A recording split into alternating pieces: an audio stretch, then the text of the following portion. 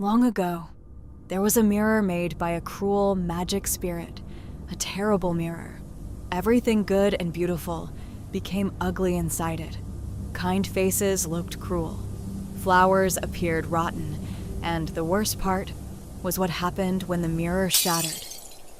Because its broken pieces flew across the entire world, and if even the smallest shard entered someone's eye, their heart would slowly turn cold. This is the story of a boy who lost his heart to winter, and of the girl who crossed the world to save him. In a crowded city, between small rooftops and narrow streets, lived two children, Kay and Gerda. They were not brother and sister, but they loved each other like family. Their homes stood close together, and between their windows, they grew roses in wooden boxes. Every summer, the flowers bloomed beautifully.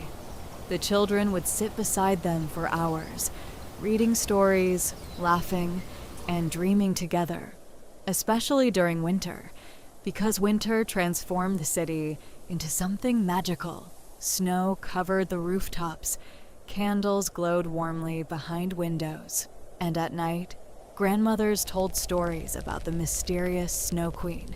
Some said she traveled through storms. Some believed she could freeze a person's soul with a single glance.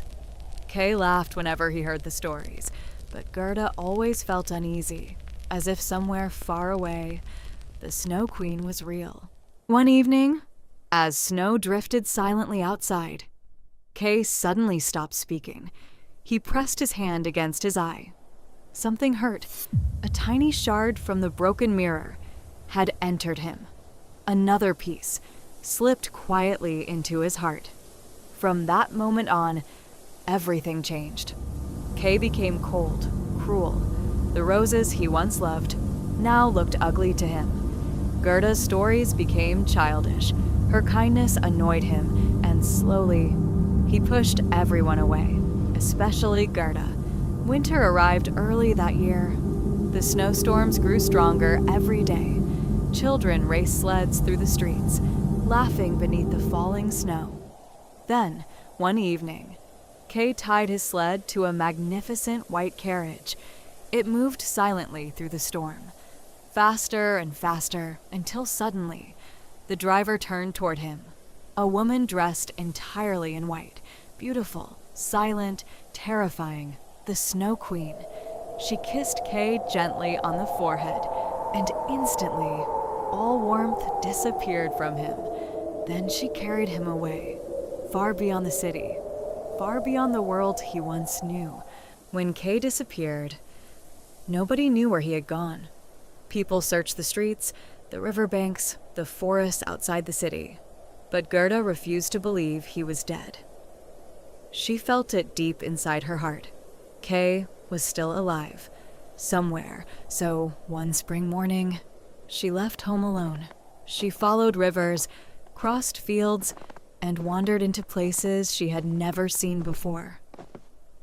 At first, the world seemed beautiful. Birds sang in the trees, flowers opened beneath the sunlight, but the farther she traveled, the stranger the world became. One day, Gerda met an old woman who lived in a garden filled with endless flowers. The garden was peaceful, warm, dreamlike. The old woman spoke kindly to her, and slowly, Gerda began forgetting why she had come. Days passed, maybe weeks, until one morning, she saw a single rose blooming. And suddenly, she remembered Kay. At once, she ran from the garden, crying into the wind. As Gerda continued her journey, she met a clever black crow. The crow told her about a young princess who had recently married a mysterious boy, a boy who seemed cold and distant. Gerda's heart raced. Could it be Kay? The crow guided her through secret passages into the palace. Late at night, Gerda entered the royal bedroom quietly. Candles flickered softly in the darkness. She stepped closer to the sleeping prince. For a moment, she truly believed she had found him. But when the prince opened his eyes, Gerda realized the truth. It was not Kay. Still, the prince and princess felt pity for her.